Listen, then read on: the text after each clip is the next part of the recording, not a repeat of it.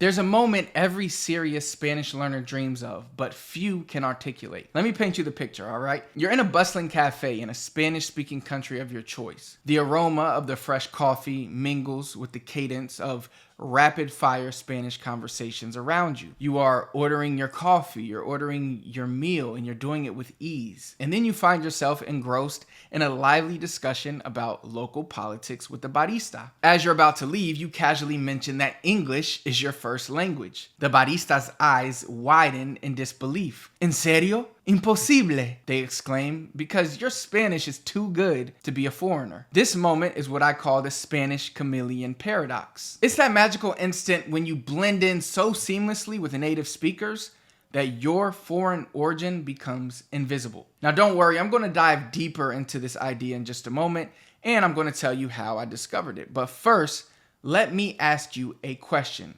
All right, are you ready? What does it really mean to be fluent in Spanish? It's a goal the majority of Spanish learners strive to achieve, but ask 10 people what fluent means, and you're likely going to get 10 different answers. Is it just about being able to communicate, or is it about something more profound? To truly grasp what fluency means, let me take you on a brief detour to Rome. All right, look, I know, you're here to learn Spanish, not Italian, but bear with me because this story that I'm going to share with you, it perfectly encapsulates what it means to achieve true fluency regardless of the language. All right, so let me take you back to June 7th. I had just touched down in Rome. I was with my wife, who at the time was 4 months pregnant, and my mom. And we were eager to start our Italian adventure. It was my mom's first time in Italy, and we had brought her there to celebrate her 60th birthday. Go mom. And I was determined to make sure that she had the time of her life. So as we approached our Airbnb, fatigue from the long flight was setting in. My wife, the pregnancy pains, they were setting in. But our excitement kept us going. I rang the buzzer, and our host Manu, he greeted us with a rapid stream of Italian. Without missing a beat, I responded, "Non ti preoccupare, parlo l'italiano." Don't worry, I speak Italian. Manu's eyes lit up and he launched into an enthusiastic explanation about the apartment, the local restaurants, hidden gems in the city, intricate details about Roman history, all types of stuff. And guess what? I understood every word and I was able to respond easy without even thinking. And as our chat wound down, Manu asked which part of Italy was I currently living in. And when I revealed to him that, hey man, I'm American and I live in the States, he was shocked. "Impossibile," he exclaimed, certain that I was joking. The look of sheer disbelief on his face was priceless. And in that moment, I felt a surge of pride and accomplishment wash over my entire body. It wasn't just about speaking the language, it was about embodying it so completely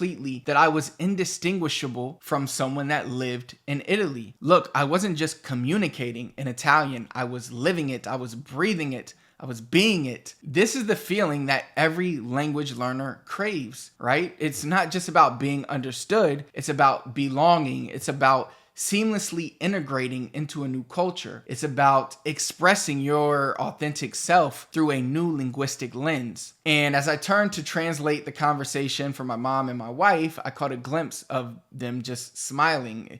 They were proud of me, and they didn't even need to understand the words to recognize the magic of what had just happened in that moment. This experience in Rome wasn't just about speaking another language, it was about becoming part of another culture, even if just for a moment, all right? It's the ultimate goal for every serious language learner, whether they're studying Spanish, Italian, or any other language. And here's the most beautiful part of it all, that this same experience, this same feeling of pride and belonging is exactly what awaits you on your Spanish journey. Now, the Spanish Chameleon paradox isn't just a concept, it's a transformative experience that's within your reach. I mean, imagine the day when you step into a cafe in Medellin, Colombia, or a market in Mexico City, or a beach bar in San Juan, and you have your own moment of linguistic triumph. That's what we're working towards together.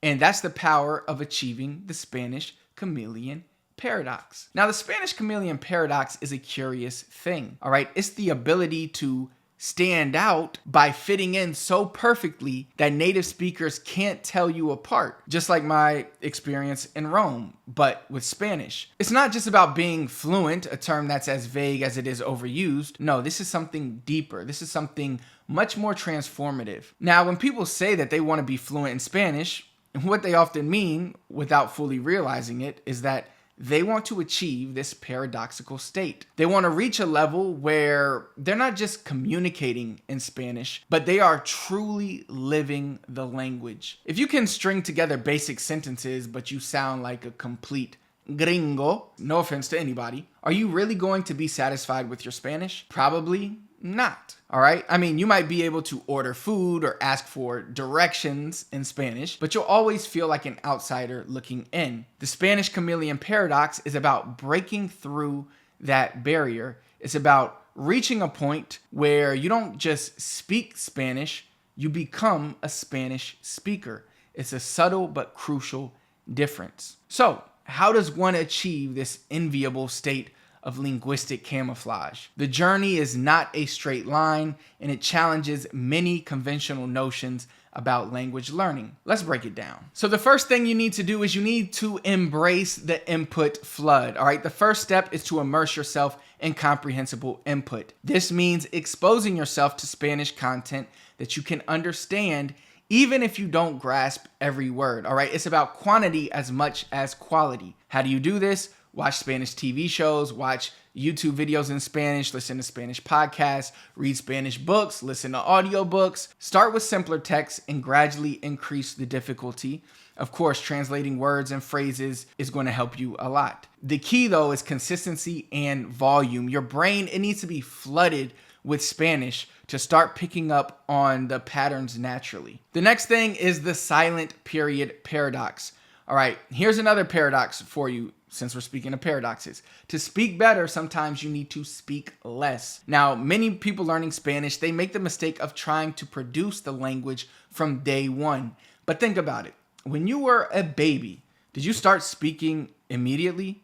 No, you spent months, years listening and absorbing content before you uttered your first words. This silent period is crucial. Why? It's like downloading a massive file. You need to let it be complete before you can use it. If you try to speak too soon, it's like trying to open a half downloaded file. It's frustrating and often counterproductive. So don't be afraid to be patient. I know there's a lot of pressure, but don't be afraid to be patient. Focus on input and on understanding. Let your brain soak in the language. And then when you do start speaking, you'll find the words flow more naturally. Next, mimic and mirror. All right, so while you're in your silent period, you can still work on your speaking skills, just not by having conversations with other people yet. Instead, focus on mimicry and mirroring. So how do you do this? Well, you find YouTube videos of native Spanish speakers, slow them down to 0.75x speed, and try to mimic their exact pronunciation and intonation. Then gradually increase the speed to the regular speed until you can match them at a normal pace. Now, this practice helps you internalize the rhythm and the music, the flow of the language. It trains your mouth to form sounds it's not used to making. It's like a dancer practicing routines in front of a mirror before performing on stage. Next is grammar through osmosis.